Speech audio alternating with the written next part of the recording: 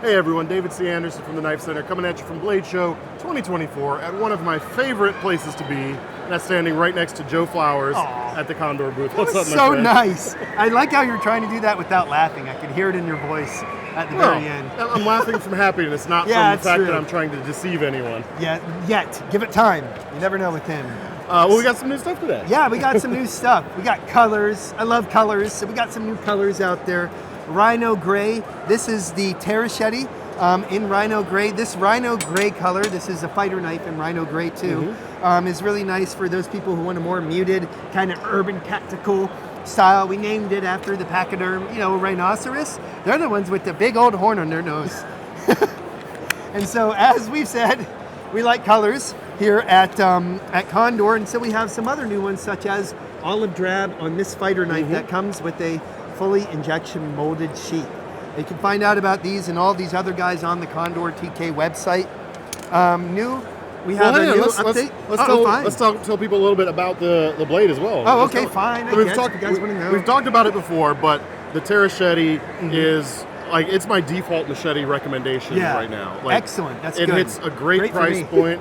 Yeah. It hits a great design that's applicable to pretty much whatever you might need a machete for. It might not be the most specialized for a given task. Right. It's not going to be the one to cut down the really, really, really thin sugar cane or something in the field. You want a very long machete for that. But for a good bushcraft machete, and that's what a lot of stuff that I tend to do with the machete, point down the center line, so multifaceted drilling really handle. nicely. Yeah, you got a Scandi grind up at the top. You're able to, you have a space so that you can do that pinch grip. You see that space right there? That you just put your finger on? Choke right up, do a little carving. Yeah. Exactly. You can do that modified chef's pinch grip or whatever the internet is calling this now.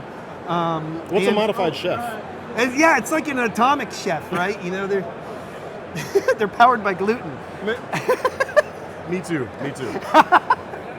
And the forward lanyard hole too. I always like that as well from the safety standpoint. Yeah, it's very rare to see people really like a lanyard on a large blade because as we almost cut, him, it's very, very important not to have that thing come towards your nedger region. I mean, I've had a long kukri almost come and hit me right here with a rear mounted lanyard. Right. So you can have a lanyard on a big blade, just depends on how you have it hanging. So a lanyard would go kind of like that Osborne style over the back, and you can open up your hand and let go, and then it won't come out. And it works really well that way too. It does. So and then the fighter. Yes. It's a lightweight fighting knife. It's meant to be speed. Yep. 1095 high carbon steel. About a 4.5 inch blade on there. Yep. Correct. And it's got a, I believe this is our Cerakote finish. Actual Cerakote. R and all that stuff too. So that's really, really cool. It's a very comfortable handle. What do you think about the handle, my friend? He's nice. It's very comfortable. He's very nice. It swells. You may see some other places. designs later on with that too. Oh, very nice, very nice. Are we okay on the sound with all my bling here? Good. What I like about this design too is the name fighter. Obviously, it makes your mind go a certain way. But man, this is just a great blade. Like camping knife, hunting knife. It's thin enough. You're gonna slice pretty well with it. This was an in-house design by Condor Tool and Knife. They've got a lot of great designers behind there. Sometimes they don't want to hang out with us dramatic designers and stuff too. You know how it is. But and they have the capability. They have great capabilities in-house too. And this is just a great understanding of what a knife should be. Yeah, for sure. No frills, but still original looking, timeless design. And there's a point smashing pommel too, so it's full tang, lifetime warranty for life. And the sheaths on them are quite nice in terms of the capabilities there. Absolutely. The reversibility, just move that around if you want to carry it on the left side. Or no sheath if you want to duct tape it to like a vest or use your molly rigging capabilities or whatever. You wouldn't even have to. There's even straps right here to go through. Why would you resort to I'm trying to because I'm ghetto. But no, like all kinds of aftermarket stuff will work. Yes, this is wide enough to pass a belt through if you wanted to. Yeah. I wouldn't necessarily do it on your waist belt. Be a little bit high for but me. Other webbing belts on your gear that could thread through there super easy. Absolutely. And you could build a nice survival rig on top of this sheath as well. I know what I'm doing with it now. That's a great idea. I should put some of those things on the side of this one. There you go. I know the next modification. Live on film. So on your desk by Monday. Yes, on your desk. Not this desk though. So this is the Terrasaur. This is a thin version of the Condor Terrasaur. with the walnut handle, 1095 high carbon steel, 4-inch handle, 4-inch blade. You know that Bushcraft formula It's like that that works really well. golden Bushcraft ratio. Rule. Yeah, you know that came from Morris Kahansky's book of Bushcraft. That's where it became really popular. You know, he didn't invent the knife, but his words really made. His viewpoints were very influential. Yeah, and they made sense because they worked. And so we have some smaller pins on here because it looked a lot better, made it much more ergonomic and sexy. Yeah, so we saw this at SHOT Show, but it does feel a little more streamlined.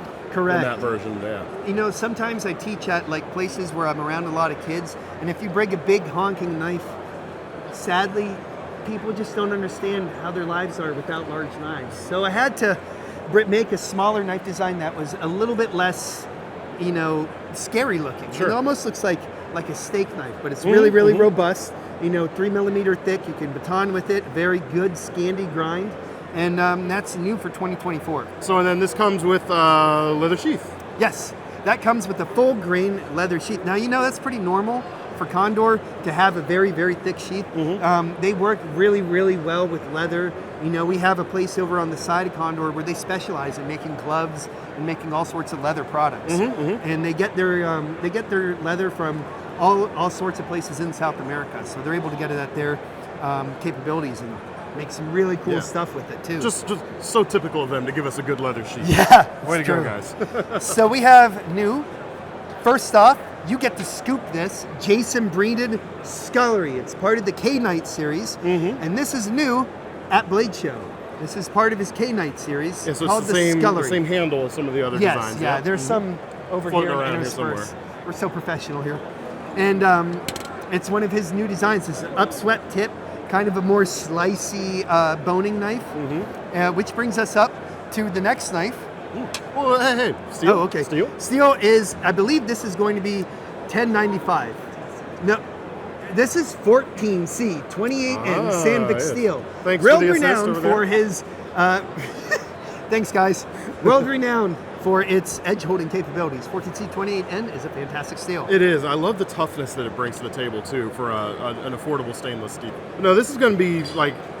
It's interesting you say boning knife because it's not like it has a lot of flex to it. There's not a lot of flexion. But a processing knife for yeah, sure. like I would for definitely say. working inside gear, things along that line too. Yeah, just great. So, and then we're going to assume this is a Kydex sheath that's going to come with it comes with the Kydex sheath. We don't have one here in front of us, but you'll be able to see the pictures on the KnifeCenter site as soon as these are up there as well. Excellent.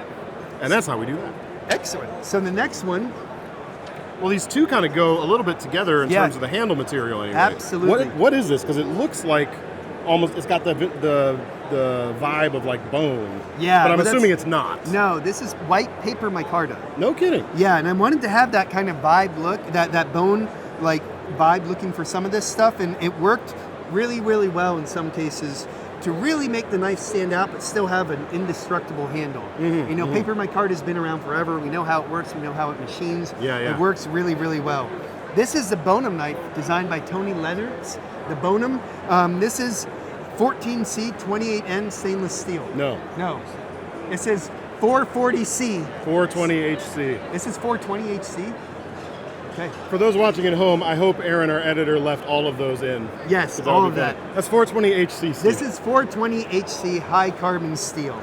The Bonum knife is designed by Tony Leonards, a very popular German survival instructor. You can find out about that on the Condor website as well.